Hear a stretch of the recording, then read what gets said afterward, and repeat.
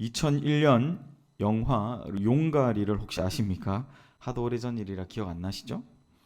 이 영화의 제작자인 코미디언 심영래 씨는 세상에 두 종류의 사람이 있다라고 구분했습니다. 하나는 용가리를 본 사람과 하나는 용가리를 보지 않은 사람이다라는 말을 했다고 하죠.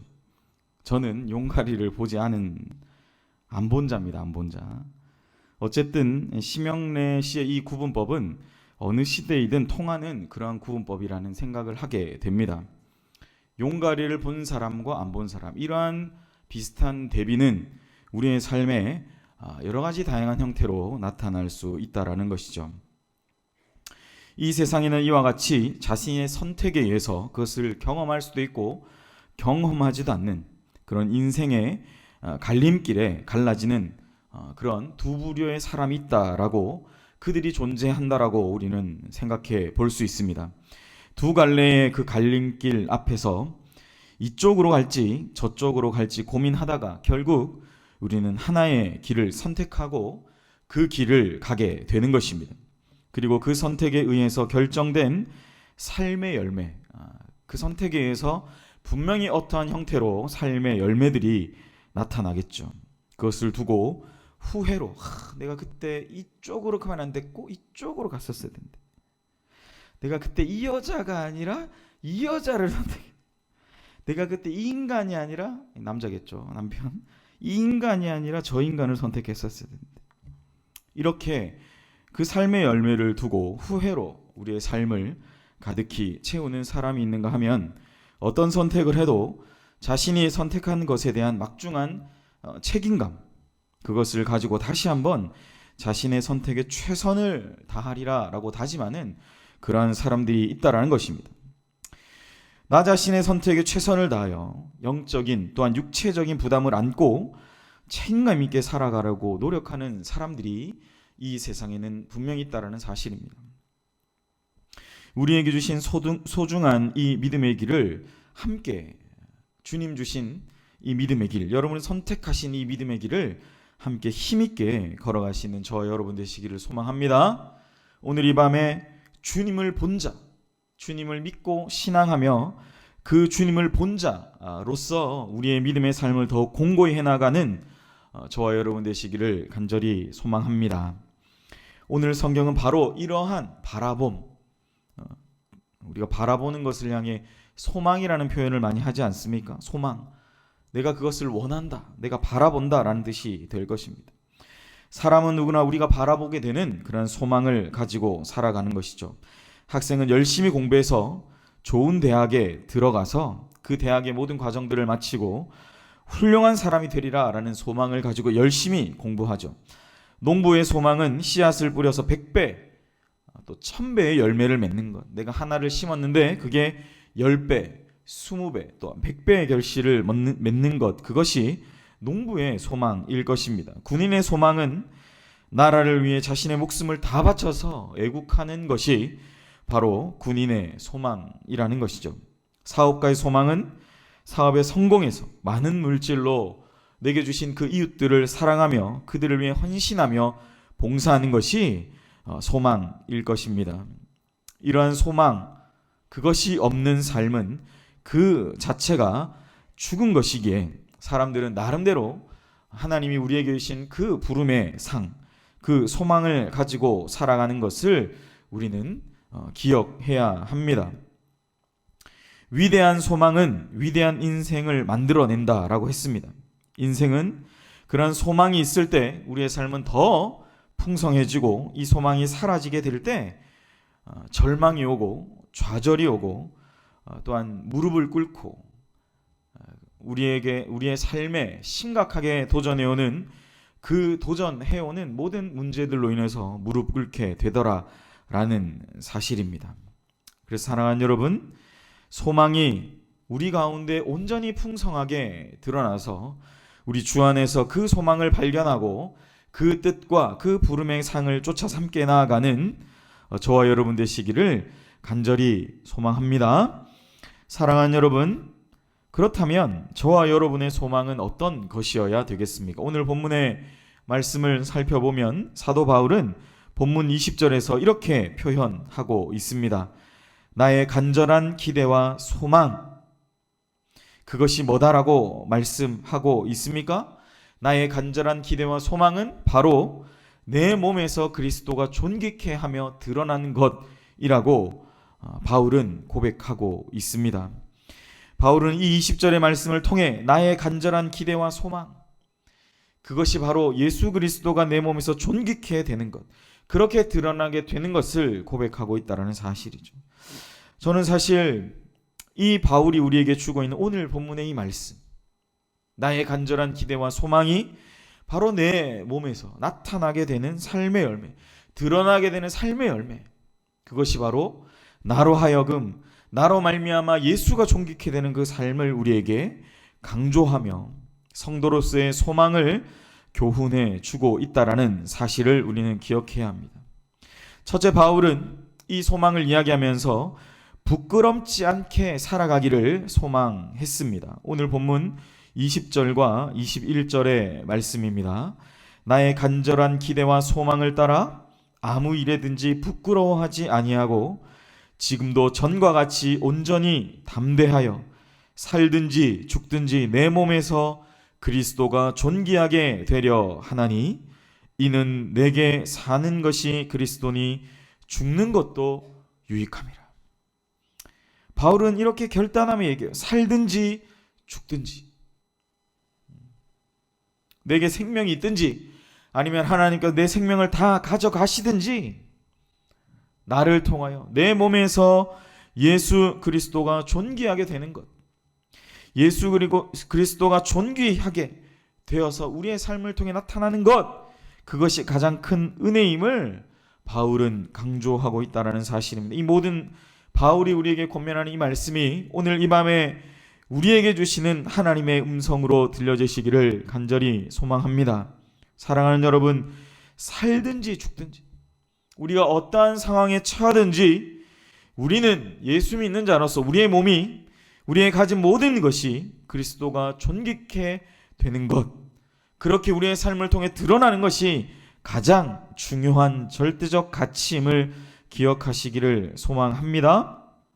성도는 하나님의 택하심을 받고 용서받은 자들로 악한 이 세상의 가치와는 전혀 상관없이 생활하는 자들이다라는 바울의 권면이라는 것이죠. 따라서 우리들은 언제 어디서나 우리를 통해 예수 그리스도께서 존귀하게 되는 삶을 살아야 한다라는 것을 우리는 우리의 가슴 속의 삶 속에 반드시 새겨야 될 것입니다.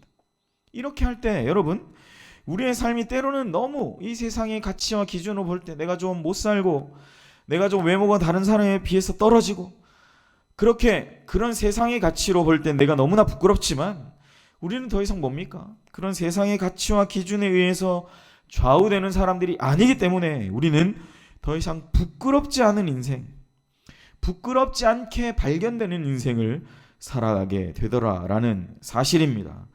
사랑하는 여러분, 부끄럽지 않도록 우리는 하나님의 말씀, 오늘 주신 이 말씀을 붙들고 온전히 담대하게 살아가야 될 줄 믿습니다.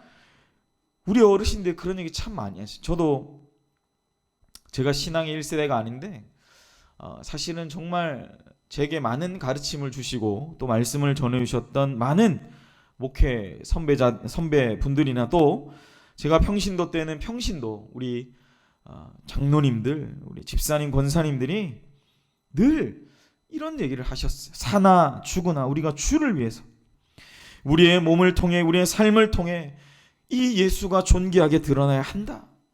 이 절대적 제1의 가치를 붙들고 살아가는, 저는 모르겠습니다. 그게 정말 그렇게 멋있어 보이더라고요. 그래서 제가 사실 이 살든지 죽든지라는 말씀을 고등학교 1학년 때 처음 들었어요. 그 예전에 그 하스테반 선교사님이 했던 그 음악 찬양 캠프에 가서 그 선교사님 앞에서 목이 쉬어라, 이 살든지 죽든지라는 말씀을 막 담대하게 전하시는데 참 그게 그렇게 멋있어 보이더라고요. 나이가 들어가니까 이게 그렇게 쉬운 고백이 아니라는 사실을 발견하거든요. 살든지 죽든지, 살고 싶지 죽고 싶지 않아요. 그런데 그 백발에, 그때 당시도 벌써 백발이셨는데 그분이 앞에 서서 우리를 향해 살든지 죽든지, 살든지 죽든지, 이 고백을 정말 3박 4일 동안 목이 터져라 고백하시면서 우리에게 그 말씀을 하시다. 살든지 죽든지 이 예수 그리스도, 나를 위하여 모든 것을 버리신 이 예수 그리스도가 나의 삶을 통해, 우리의 삶을 통해 온전히 존귀하게 드러나는 삶을 살아라 라는 권면이 아직도 제 귀에는 쟁쟁하게 들려오고 있습니다. 사랑하는 여러분, 우리가 사나 죽으나 주를 위해서 우리의 몸을 통해, 우리의 삶을 통해 예수 그리스도가 존귀케 되는 하나님의 역사가 나타나야 될 줄 믿습니다. 그러한 우리의 삶의 그 썩어짐, 하늘의 밀이 되어 이 땅 가운데 썩어짐을 통하여, 우리의 자신이 온전히 죽어짐을 통하여서 많은 이 세상의 사람들이 예수 그리스도가 걸어가신 삶의 길과 동일한 그 가치로 주님의 몸된 교회와 성도들을 인식하고 그 인식하는 삶을 살아가도록 발버둥 치게 되더라는 사실이죠. 오늘날 교회가 이 말씀을 온전히 붙잡아야 될 것 같습니다. 요즘은 참 이렇게 안 보는 것 같아요. 교회가 어떤 일을 해도 교회가 그냥 돈이 많아서 저러나 보다, 너무나 그렇게 쉽게 생각하더라고요. 교회가 돈이 많아서 그렇습니까? 그렇지 않잖아요. 예수 그리스도께서 걸어가신 그 믿음의 길 때문에 이 세상에 나타나 있는 많은 그 연약한 자들에게 우리가 도울 수 있는 마땅한 바들을 돕는 거 아닙니까?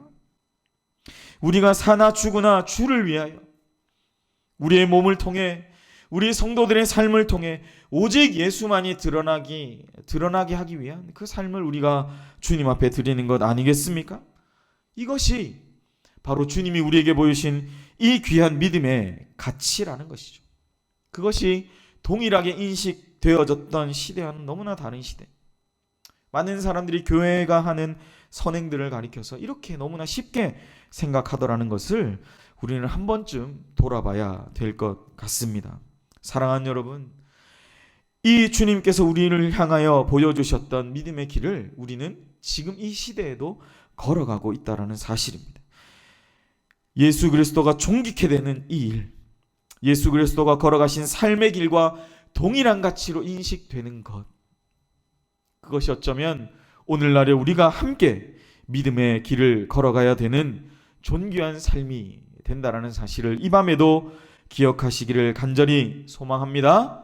그러니까 여러분, 부끄러워하지 마세요. 여러분이 가진 처지와 상황과 그런 것들 때문에 절대 부끄러워하지 마시고, 절대 낭망하거나 낙담하지 마시고, 오늘 바울이 우리에게 권면하고 있는 이 말씀 그대로 살든지 죽든지의 이 신앙을 온전히 붙들고 살아가시는 복된 저와 여러분의 삶이 되시기를 간절히 소망합니다.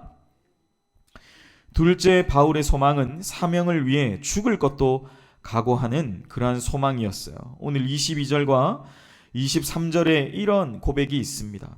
그러나 만일 육신으로 사는 이것이 내 일의 열매일진데 무엇을 택해야 할지 나는 알지 못하노라.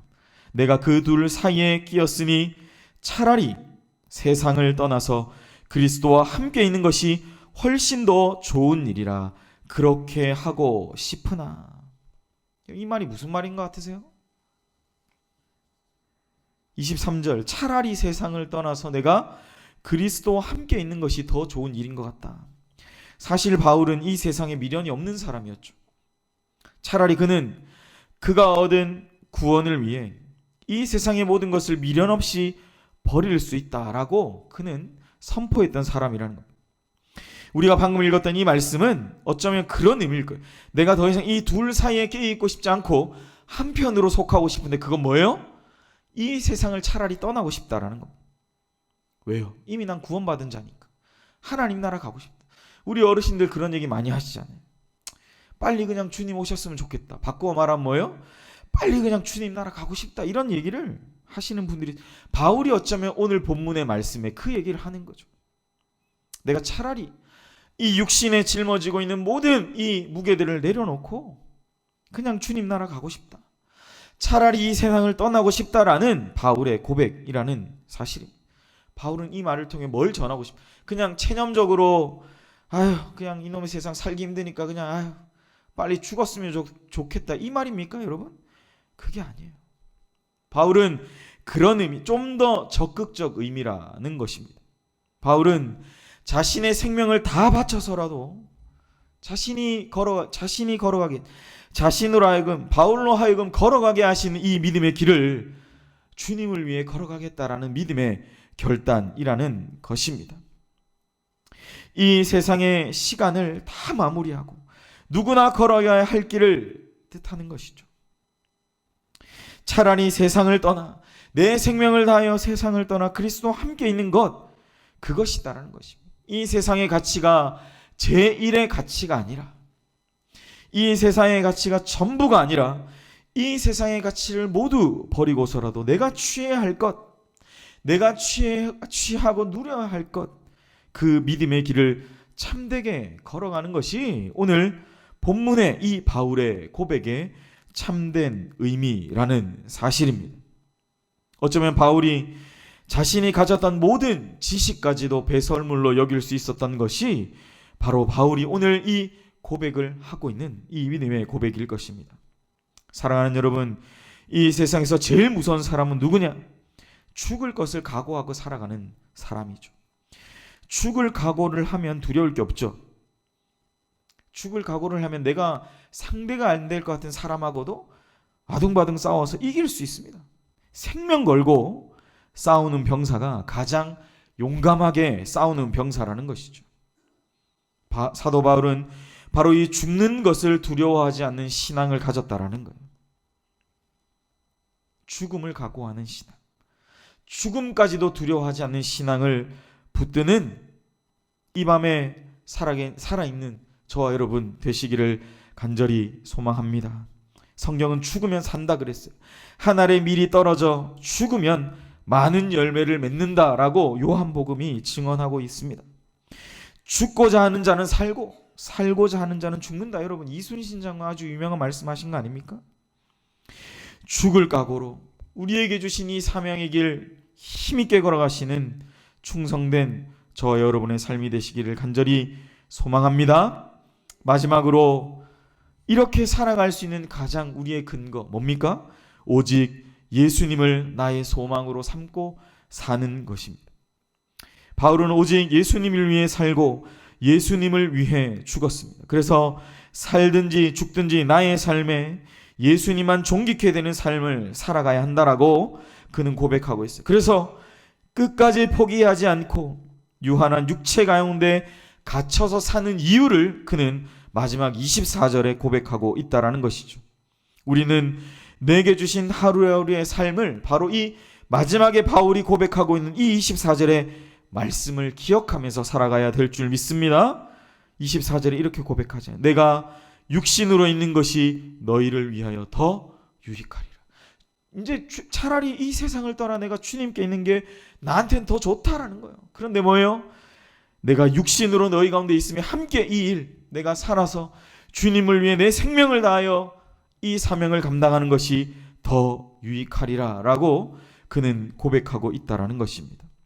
사랑하는 여러분, 오직 이 바울처럼 예수님을 나의 소망으로 삼고 바울과 같이 이 주님을 소망으로 삼고 우리가 이 땅 가운데 걸어가고 있는 이 믿음의 길이 결코 헛되지 않다라는 사실을 기억하며 함께 이 밤에도 기도의 자리로 나아가시는 저와 여러분 되시기를 소망합니다. 그냥 죽어서 주님 앞에 가는 것이 아니라 우리에게 주신 이 믿음의 삶을 충성되이 최선을 다하여 하나님께 우리의 삶을 온전히 올려드릴 수 있는 귀한 이 영적인 비결을 알고 이 기도의 자리 가운데 더 깊이 나아가는 저와 여러분 되시기를 소망합니다. 말씀을 정리합니다. 바울은 그냥 죽어서 그리스도께 가 그 옆에 있는 것, 그것도 자신에게 가능하다라고 말했어요. 그렇게 고백했습니다. 그러나 그는 그것을 취한 것이 아니라 유한한 이 육체의 삶, 하나님이 언젠가 나를 불러가실 그때까지 유한한 육체 가운데 갇힌, 날마다 건강이 나빠지고 있는, 날마다 내 육체가 쇠약해지는 그것을 알고 있는 그 가운데서도 복음의 위대한 이 가르침을 세상 가운데 가르치고 알리며 살아가는 것, 그것이 더 유익하다라고 고백하고 있습니다. 성도는 이 세상에 존재하고 있는 이유에 대해서 분명히 알아야 될 것입니다. 오늘 우리에게 주신 이 말씀을 기억하며 이 세상은 이 세상의 가치에만 온전히 치중되어져서 살아가는 그들의 삶과 전혀 다른 철저하게 이 세상의 삶에서 초월해서 온전히 하나님을 바라보며 오직 우리에게 주신 소망의 예수 그리스도를 바라보며 살아가는 하늘 소망을 소유한 채로 살아가는 우리 귀한 연희교회 모든 주님의 백성들 되시기를 소망합니다. 바울이 깨닫는 이 진리의 말씀을 가슴에 새기고 오늘도 우리에게 주신 이 기도의 자리로 힘차게 나아가는 저와 여러분 되시기를 소망합니다.